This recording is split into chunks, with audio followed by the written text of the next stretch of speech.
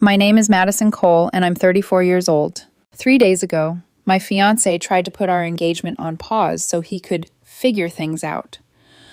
What he didn't know was that by the time the words left his mouth, I'd already ended the relationship in my head that morning. If you'd asked me a year ago to describe my life, I would have said it was solid, not glamorous, not tragic, just steady in a way I'd earned. One project, one late night, one careful decision at a time. I work in IT consulting. I live in a 2-bedroom apartment in the city, one room turned into a makeshift office filled with monitors and color-coded sticky notes. I pay my bills on time, know my credit score, and can tell you exactly what's in my savings without opening an app. I'm not the loudest person in any room, but people notice when I'm not there because I'm the one who remembers deadlines and backup plans. I like systems. I like knowing what's coming next. I like stability I can point to and say, I built that. For a long time, I thought my relationship was part of that structure. My fiancé, ex-fiancé now, I guess. His name is Eric Barnes. We met 3 years ago at a joint networking mixer between my company and his. He works in marketing strategy. I was there to talk about integrating new software with their campaigns. He was there to drink free cocktails and charm people. He's very good at that. I remember the night clearly. I was standing near the back of the event space, nursing a watery gin and tonic, mentally debating if I could sneak out without offending anyone. Eric slid in next to me, tie loose, sleeves rolled, with a grin like he already knew the punchline to a joke I hadn't heard yet. You look like you're calculating the optimal escape route, he said. I might be, I answered. He laughed, and it was easy between us, easier than I was used to. We talked about work, the absurdity of corporate buzzwords, our favorite takeout spots. He walked me to my car, even though it was only half a block away. The next morning, I had an email from him. Coffee sometime? I promised not to say synergy even once. A year later, we were living together. 2 years in, he proposed. On a small overlook outside the city, just the two of us, and a ring that sparkled more than I thought I deserved. I cried. He said he'd never felt so sure about anything. We set a wedding date for next October. My Google Calendar became a patchwork of work deadlines and dress fittings, vendor calls and client meetings. It wasn't magical exactly, but it felt real, solid, like something I could rely on. And then, about 2 months ago, the ground under my feet started to shift. It didn't happen all at once. That's the tricky part. It was little things at first. Eric started keeping his phone face down on the table. When it buzzed, he'd tilt it away from me to check it. I'd ask how his day went, and he'd say, busy, and change the subject. He started working late more too, more client dinners, more networking events that somehow always ran until midnight. Don't wait up, he'd text. This client is important. He'd come home smelling like expensive perfume and restaurant air, kissing my forehead and collapsing on the couch with a guilty kind of exhaustion. Everything okay? I asked one night as he shrugged off his jacket. Yeah, just slammed, he said, already scrolling through his phone, screen turned slightly away. I'm not stupid, but I am slow to accuse. I don't like drama. I like proof, evidence, something I can hold in my hand and say, this is what happened, and I'm not crazy. So I did what I always do when something feels off. I watched. I counted the nights. I stored the inconsistencies like files in a mental folder. He said he was out with his friend Sophie last Wednesday, but Sophie had posted an Instagram story from a completely different restaurant. He mentioned a conference that didn't show up on his company's public calendar. I told myself it could all be explained, that I was overthinking, that people are allowed to have private conversations that have nothing to do with betrayal. I gaslit myself because the alternative was worse. Last Thursday morning, Eric left for work before me. He was rushing, half-dressed, toast still in his mouth when he grabbed his laptop bag. I'm gonna miss the train, he mumbled, kissing my cheek. Love you. I'll text you later. Love you, I said, out of habit more than anything. The apartment door slammed. The silence that followed felt heavier than usual. I rinsed my coffee mug, wiped the counter, and that's when I saw it. His iPad, sitting near the fruit bowl. Eric took that thing everywhere. He used it in meetings, on the couch, in bed when we were supposedly winding down together. Seeing it abandoned felt wrong. I picked it up, intending to put it on his desk so he wouldn't forget it for tomorrow. The screen lit up as I moved it. No password. Just a notification banner sliding down from the top. Lauren K. Last night was exactly what I needed. Thank you for understanding me in ways she never could. My hand went cold. The edges of the iPad blurred. For a few seconds, all I heard was my heartbeat pounding in my ears. I could have put it down. I could have told myself it was a misunderstanding, a coworker who was oversharing, some weird, out-of-context comment. Instead, I tapped the notification. The Messages app opened, dropping me into a thread that had clearly been going on for a while. At the top, Lauren K., a contact photo of a woman in her early 30s, smiling at the camera like she'd never had to doubt herself. I scrolled up. 3 months of messages, 3 months of, hey, you made it home okay, and thinking about you, and you deserve to feel seen. 3 months of emotional confiding, crossing a line I recognized instantly. Then it got worse. I think I'm falling for you. When I'm with you, I feel alive in a way I haven't in years. You make me question everything about my relationship. I don't know how long I can keep pretending everything is fine with Madison. He used my name, casually, like I was a problem to be solved, an obstacle between him and his revived sense of self. My stomach lurched. I kept scrolling, past coffee dates and late-night drinks, past references to that hotel bar and the Uber back to your place. Past nights he'd told me he was at networking events or hanging out with Sophie. And then last night, you look so beautiful tonight. Last night was exactly what I needed. Thank you for understanding me in ways she never could. I need to figure out my situation. It's not fair to either of us like this. You know that feeling when your reality shatters, but everything around you stays perfectly still? The fridge hummed. A car door slammed outside. Somewhere a neighbor's baby cried. My life had just split into before and after, and the world didn't even flinch. I sat at the kitchen table with his iPad and my cooling coffee for, 20 minutes. 30. Time got weird. Then the part of my brain that loves systems kicked back in. I grabbed my phone and started taking photos. Every message, every date, every line where he told her he felt alive, seen, understood. Every time he lied to me in the exact same window of time. Screenshot, scroll, screenshot, scroll. I didn't cry. Not then. I felt hollow, focused, like I was on the edge of a cliff, and the only way not to fall was to catalog every loose rock. I was still sitting there when the front door opened again. Madison, Eric's voice. I left my presentation notes. Oh, there they are. I snapped the iPad case shut so fast my fingers stung. He walked into the kitchen, hair slightly mussed from the wind, smiling like the man I'd agreed to marry. Hey, he said. You okay? You look weird. I'm fine, I said. My voice sounded flat even to me. Just tired. He leaned over, kissed the top of my head. Big day? Something like that, I murmured. He grabbed some papers from the counter, stuffed them into his bag, and was gone again. The door clicked shut. The silence returned. I opened the iPad again. By noon, I'd transferred every screenshot to a secure folder in my cloud storage. I created a spreadsheet, because of course I did, matching his supposed whereabouts to the messages I'd just seen. Every drinks with Sophie that was actually dinner with Lauren. Every client event that lined up with flirty hotel bar photos she'd sent. Around 1, I called my older sister Rachel. What's up, she answered. Don't you usually drown in meetings on Thursdays? I found out Eric's been cheating, I said. No preamble. I didn't trust myself to ease into it. She was silent for a beat. Tell me everything. I did. The iPad. The messages, the timelines. I spoke in bullet points, like I was presenting a grim slide deck. Okay, she said when I finished. Her voice had that clipped, dangerous calm I'd only heard once before, when someone rear-ended her car and tried to drive off. You're not staying in this, Mad?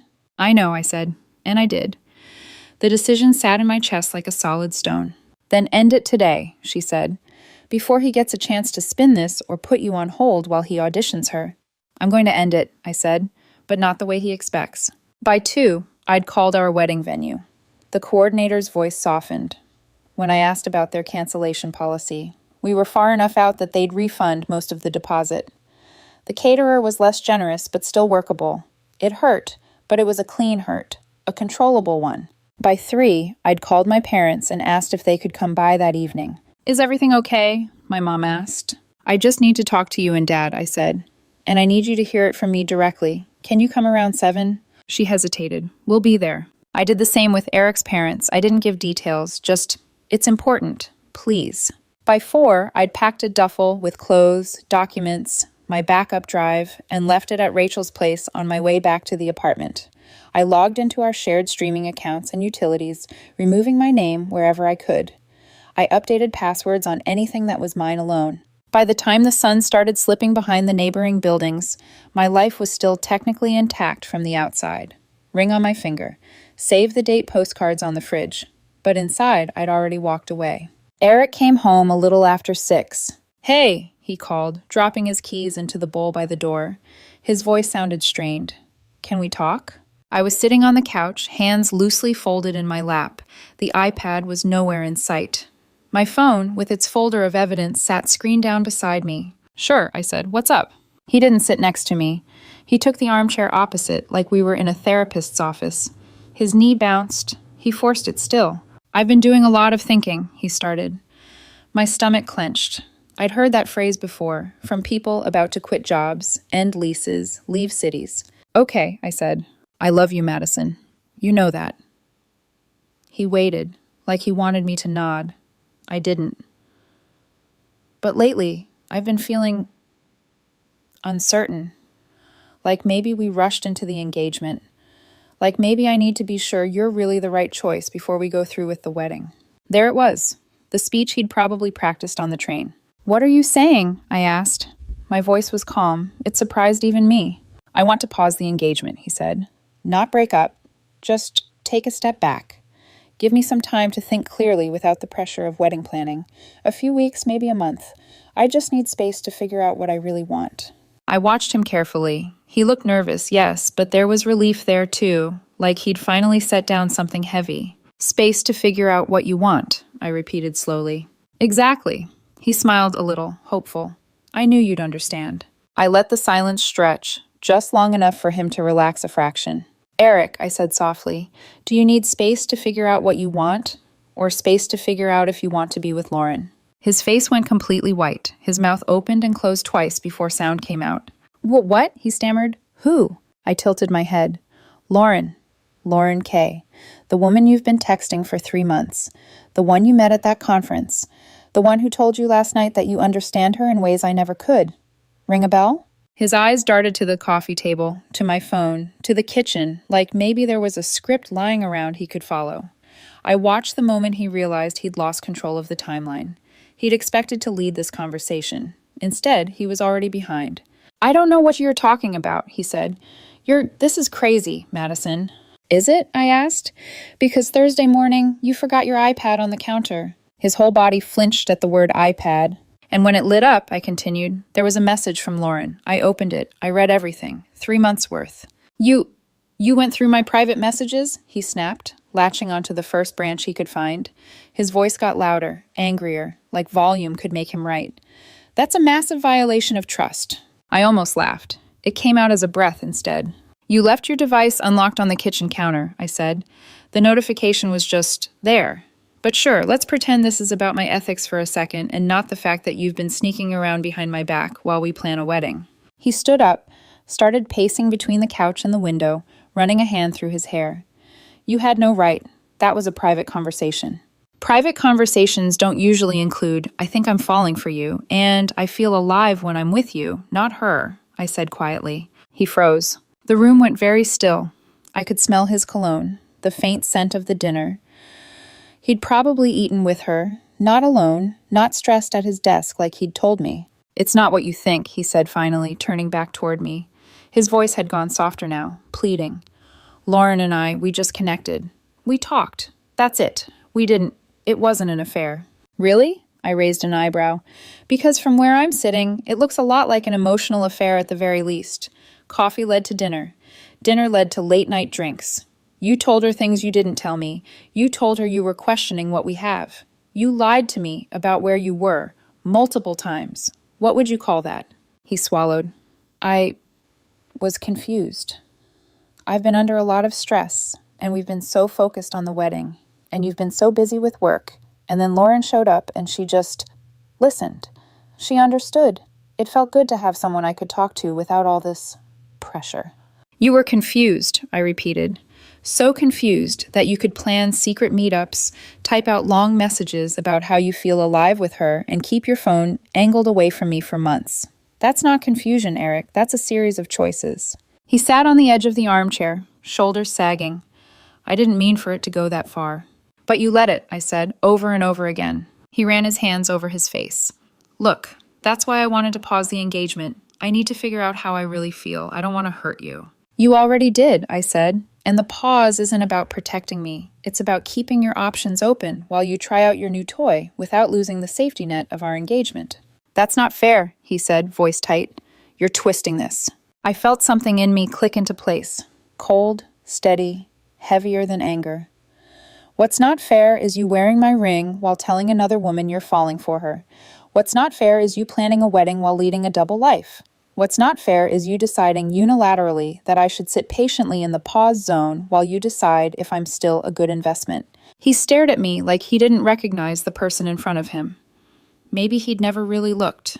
What are you saying? He asked hoarsely. I'm saying there is no pause, I replied. We're done. He blinked. Madison, come on. Don't do this. We can work through this. I've already called the venue and the caterer, I said. I called them this afternoon. We're within the cancellation window for most of it. We'll lose some money, but not as much as we would if we waited. He lurched to his feet. You, what? I also called my parents and your parents, I added. They'll be here in about 10 minutes. The color drained from his face again, a different kind of white this time. You called my parents? Why would you do that? Because I'm not letting you control the story, I said. I'm not giving you a few weeks to test drive your affair and then tell everyone that we mutually decided to take a break or that we grew apart. I want everyone to hear what actually happened, once, from me. He shook his head, almost laughing in disbelief. This is insane. We don't need to involve our families. This is between us. You involved them when you proposed to me in front of them, I said. When you talked about how excited you were for them to see us get married. They're part of this now. They deserve to know why their kids aren't getting married anymore. And I deserve not to be painted as the unreasonable fiancé who couldn't handle a little space. He took a step closer, hands out like he could physically push my words back into my mouth. Madison, please, we can talk to them later. Let's just take some time, cool off, figure out what this is. You read those messages without context, you don't understand. I understand perfectly, I cut in. You met someone at a conference. You liked how she made you feel. You kept feeding that connection instead of dealing with whatever was going on with us. You lied. That's the context. I'm not confused. His jaw clenched. We're supposed to be a team. We were supposed to be, I said. Teams don't hide third players on the bench. The doorbell rang. He flinched like someone had fired a gun. I'm begging you, he said in a harsh whisper. Don't do this. Don't drag everyone into our business. I stood up. My legs felt strangely steady. You dragged them in when you asked me to spend the rest of my life with you and then started auditioning understudies. He reached for my arm. I stepped back, just out of reach. Don't, I said. He let his hand drop. I walked to the door and opened it. My parents stood there, coat still buttoned, worry already in my mother's eyes. Behind them were Eric's parents, his mother clutching her purse strap, his father frowning slightly like he'd been pulled away from something important and wasn't sure why. Hey, my mom said. What's going on? You sounded serious. Come in, I said. My voice sounded calm, detached. Thanks for coming on such short notice. They filed into the living room, exchanging confused looks, when they saw Eric standing stiffly by the armchair, hands jammed into his pockets. Is everything okay? Eric's mom asked. You two look like you've seen ghosts. Please sit down, I said. My dad sat on the edge of the love seat, my mom perched beside him, back straight. Eric's parents took the couch. Eric remained standing. I stayed by the doorway for a second, looking at all of them, then moved to the side of the room where I could see everyone's faces. Madison, my father said carefully, you're scaring us. I'm sorry, I said. This isn't easy, but I didn't want anyone to hear a watered-down version of what's going on. Going on? Eric's dad repeated. Is this about the wedding? In a way, I said. I took a breath, feeling my heart thud against my ribs. Eric and I won't be getting married. Eric's mom's hand flew to her mouth. My mother reached for my father's arm. What? My mom whispered. Why? I looked at Eric. His eyes pleaded with me. Don't. Please don't. He wanted another chance to spin. I pulled my phone from my pocket. Because Eric has been having an affair for the past 3 months, I said, with a woman named Lauren. I found out yesterday. The word affair landed like a physical blow in the room. Eric's mother shook her head slightly, as if she could reject reality just by denying it. That's not, Eric started. I opened my photo gallery, tapped the folder I'd created, and turned the screen toward my mom first. These are screenshots of their messages, I continued. Dates, times, everything. I took them from his iPad yesterday morning when he forgot it here. They've been meeting up while telling me he was at work events or with friends. He's told her he thinks he's falling for her, that he feels alive with her, that he isn't sure about our relationship anymore. My mom's eyes moved quickly over the screen, then widened. Her lips pressed together, anger and heartbreak warring across her face. "Oh, Madison," she whispered. She passed the phone to Eric's parents. His father took it, jaw tightening as he scrolled. His mother leaned in, reading over his shoulder. I watched their expressions change, confusion giving way to disbelief, then horror. "You told this woman you were falling for her," Eric's mother said finally, voice thin, "while you were engaged to Madison?" "It's not like that," Eric said, panic rising. "I was confused. I didn't know what I wanted. I never meant to hurt anyone." "You knew enough to lie," I said. "You knew enough to plan secret meetings. You knew enough to hide your phone and twist your schedule around her." My father looked at me. "What do you need from us?" "Just your support," I said. "And I needed you to hear this from me. Now, before anyone starts saying we mutually decided things or that I got cold feet. That's not what happened. I'm ending the engagement. I've already started canceling the wedding." Eric's dad stood, still holding my phone, then set it carefully on the coffee table like it was something that might explode. He looked at his son. "Get your things," he said quietly. "You're staying with us tonight." "Dad, come on," Eric protested, his voice cracking. "You're just going to take her side?" "This isn't about sides," his father said, anger finally surfacing. "You made vows before you ever walked down an aisle. You broke them. Now you deal with the consequences." Eric looked at me, then at our parents, then back at me. His eyes were red, too bright. "Madison, please," he said. "We can work through this.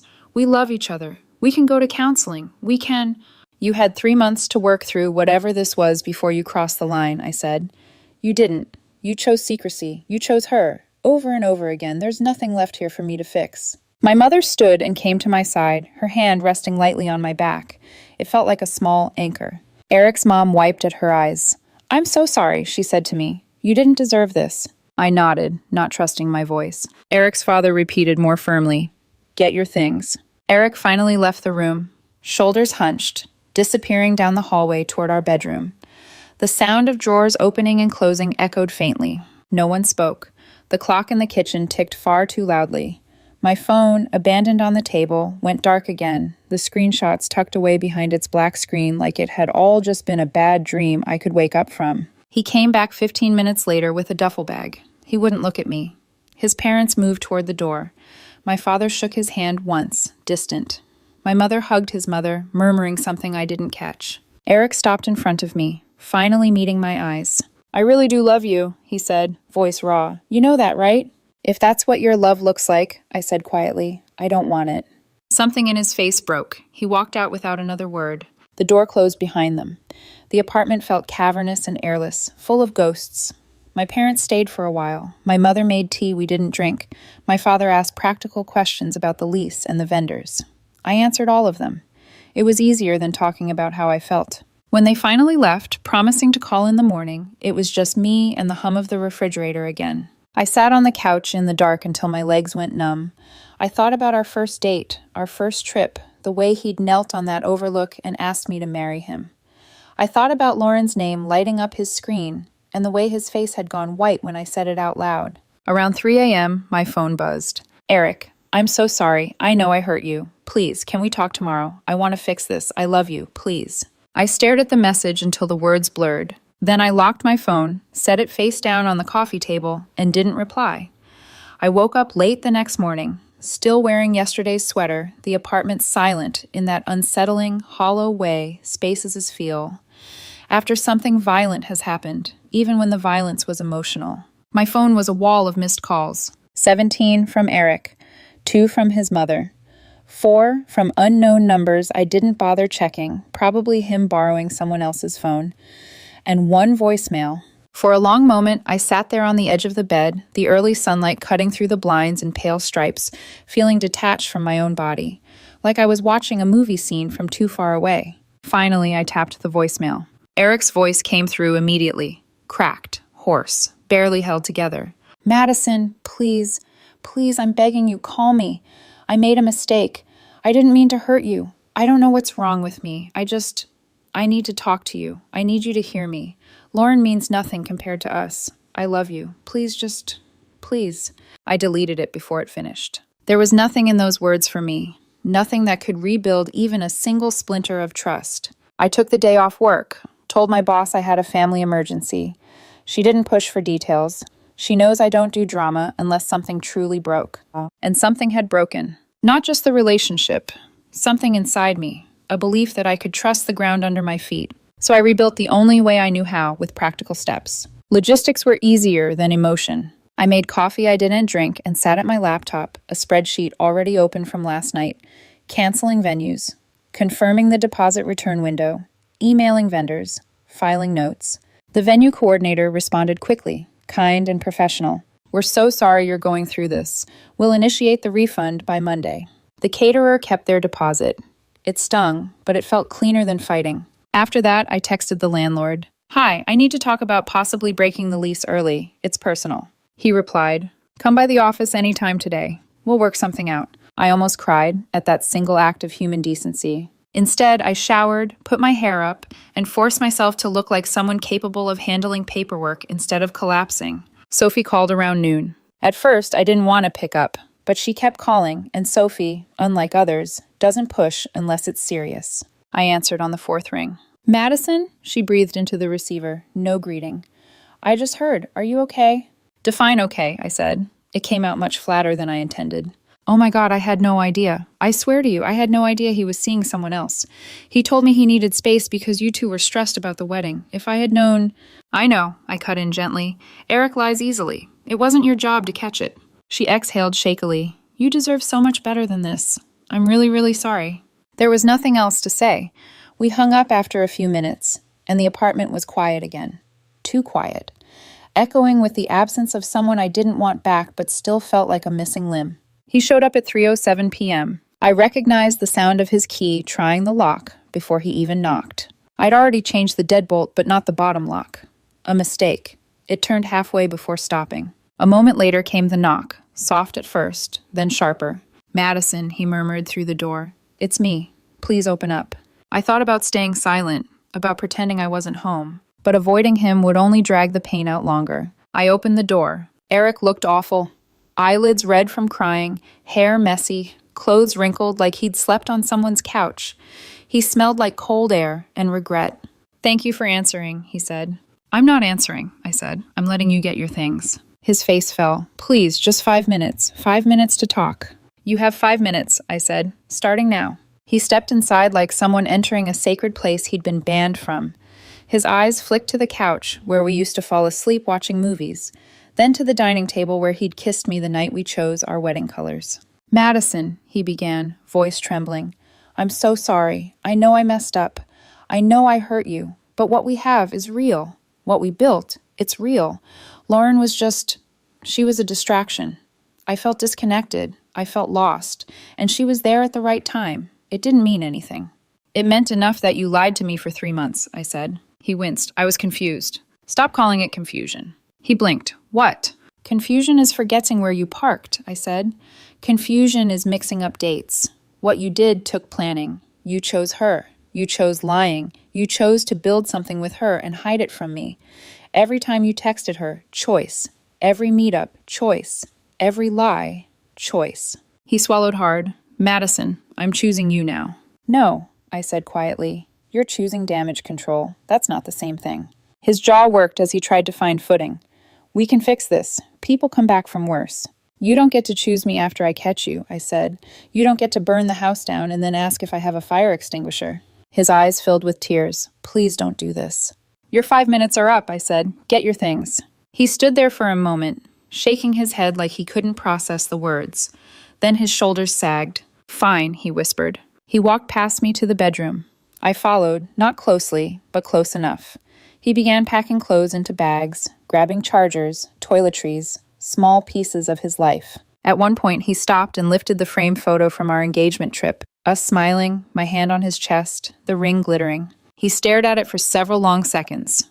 Then he set it face down on the dresser. We packed in silence. When he had 3 bags filled, he zipped the last one with shaking hands and turned toward me. His face was streaked with tears he hadn't bothered to wipe. "I really do love you," he said quietly, almost painfully.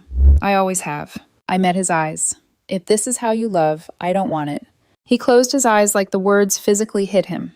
Then he nodded once, picked up his bags, and walked to the door. This time I didn't walk him out. I didn't make it easier. The door closed behind him with a heavy, final thud. I changed the locks an hour later. The locksmith didn't ask questions. He didn't need to. My face must have said enough. When he left and the apartment door clicked with its new bolt, I leaned my forehead against the wood and breathed slow, shaky breaths that felt like the first ones I'd taken all day. The apartment was too quiet again, but somehow less oppressive, like removing him had taken a weight with it. And for the first time in days, in the dim light of the hallway, I felt the faintest spark of something I hadn't expected. Relief. Not joy, not triumph. Just relief that the worst part was over. Or so I thought. People tell you the hardest part of a breakup is the confrontation, that one explosive night when everything shatters. They're wrong. The hardest part is the week that follows, when the dust settles and you're left alone with the pieces. No adrenaline, no anger hot enough to hold you upright. You wake up, and for a split second you forget. Then everything rushes back in, heavy and cold. That was my first week. 3 days after Eric moved out, I started hearing the whispers. A coworker of his told a coworker of mine, you know how it goes, that Eric was saying our breakup was mutual. We just weren't ready. Things got complicated. We're giving each other space. Space. He used my word for it, the one he never actually deserved. At first, I didn't respond. I didn't have the energy. But when actual friends, people who knew me, asked me directly, "Hey, what happened? I heard something but wanted to check on you." I told them the truth. Calm, clean, no theatrics, just the facts. Eric had an affair. I ended the engagement. I'm moving on. It spread faster than his version. People believed the story backed by evidence, and I had enough screenshots to wallpaper a house. Blocked numbers, emails from new accounts, even a handwritten letter left at my sister Rachel's place. Rachel texted me a photo of it. "Want me to burn it?" I wrote back, "No need, trash is fine." Eventually, she held on to all his attempts so I wouldn't have to touch them. Big sisters do that. They carry the things you're too tired to carry. The texts I didn't see. The emails went to spam. He tried showing up at my office once, but my assistant told him I was busy and that he needed to leave. She later brought me coffee and quietly asked, "Do I need to tell security not to let him back?" I nodded. She squeezed my shoulder and walked away like it was the most normal thing in the world. 2 weeks after everything blew up, a stranger named Lauren K. found me on LinkedIn. I stared at the message for a full minute before opening it. Lauren. "Hi, Madison. I know this is probably unwelcome, but I wanted to apologize. Eric told me he was single. I would never have pursued anything if I'd known. I'm truly sorry for my part in hurting you." I almost didn't reply. Almost. But something in me needed clarity. Not closure, just the final piece of truth cemented in place. So I wrote back, "Me. He told you he was single? You never noticed the engagement ring he wore every day? You never wondered why all your meetups were secret, or why he never took photos with you, or why he avoided public places? Did none of that seem strange?" Lauren didn't respond. She didn't have to. The silence was an answer. The landlord kept his promise. With a 1-month penalty, he let me out early. "You deserve a fresh start," he'd said, sliding the paperwork across the desk. I wanted to hug him. Instead, I just signed, thanked him, and moved into a small apartment closer to my office. It was nothing glamorous, a 1-bedroom with mismatched cabinets and floors that creaked, but it was mine. The first night there, I slept on an air mattress because my furniture wouldn't arrive until morning. It was the best night of sleep I'd had in months. No ghosts, no second toothbrush mocking me in the bathroom, no spaces where something used to be, just emptiness. Clean, breathable emptiness. I unpacked slowly, deliberately, one drawer at a time, one shelf at a time. I made new routines, new routes to work, new grocery store, new morning playlist, new everything. It still surprises me how quickly life can rebuild itself when you stop clinging to the rubble. Eric's name stopped stinging. His face stopped flickering in my mind. Our memories faded into something distant. Like an old show I stopped watching halfway through. And then I heard from a mutual friend. Eric and Lauren had tried dating, for real, openly, after everything was exposed. It lasted 6 weeks. The secrecy that made it exciting evaporated in the daylight. Turns out you can't build a relationship on the rush of doing something wrong. He ended it. Of course he did. A few days later, he tried emailing me again with a new address. Paragraphs about therapy, personal growth, clarity, responsibility. I blocked him before finishing the second sentence. One Saturday morning, I ran into Eric's mom at a small corner cafe near my new place. I considered walking out before she saw me, but she spotted me almost instantly. "Madison," she said softly. Her eyes looked tired. "Hi." "Hi," I said. She asked if she could sit with me. I nodded. There was a long pause before she spoke. "I'm so sorry for everything," she said, voice trembling. "You were always so good to our family. You didn't deserve what happened." I swallowed.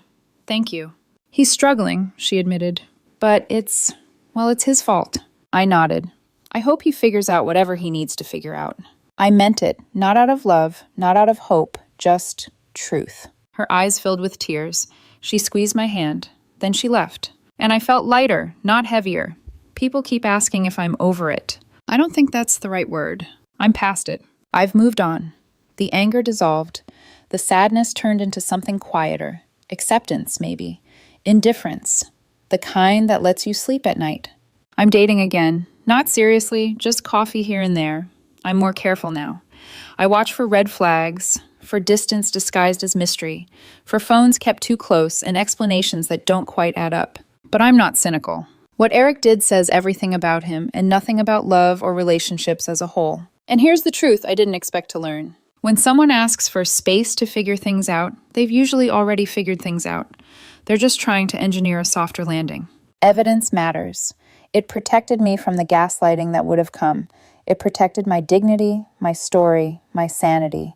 Involving our families early was brutal, but it closed the door he would have tried to pry open for months. Most importantly, I learned I'd rather be alone than be someone's backup plan. Eric wanted to pause us while he explored his other option, his what if. I gave him all the space he wanted, permanent space. Now, I'm Madison Cole, 34 years old, living in my own apartment, building a quiet, steady, beautiful life that doesn't include a man who made me an option. I didn't get the wedding I planned, but I also didn't get the marriage that would have shattered me the first time life got difficult. And that feels like winning.